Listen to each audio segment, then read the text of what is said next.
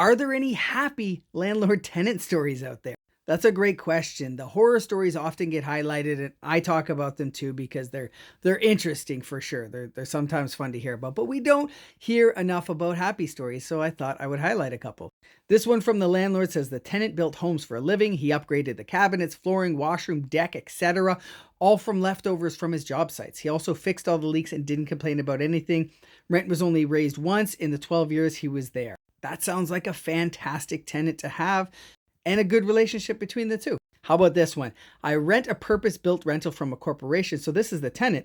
My rent comes out automatically. I don't have to think about it. The place is very clean, well landscaped, and taken care of. They occasionally ask for feedback and actually listen. In return, it's a safe, well-kept place with very friendly people. If you're a slumlord, be surprised if you have slum tenants. This person then says a landlord asking for feedback sounds almost unheard of. It's unfortunate that that is the response, that there isn't that symbiotic relationship between landlord and tenant, and there isn't feedback asked for and given both ways. I think little things like that could make these relationships go a lot further. And here we have, I had a great landlord and lived the apartment for 6 or 7 years, only gave it up to move in with my now husband.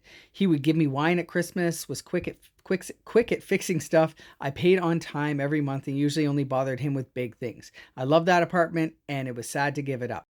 That's awesome. That's great to hear. I love to hear that.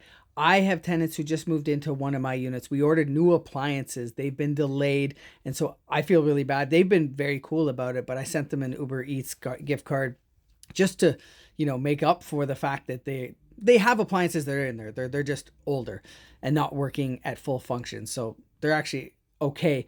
But I thought, that gesture would be nice. It's just a normal thing to do that, I think I would appreciate as a tenant too. I want my tenants to be happy. So I think these exist. I think this is more the norm, but we hear about all the horror stories all the time. Let me know your good experiences and bad. I'm sure we'll hear some of those too, but let me know below.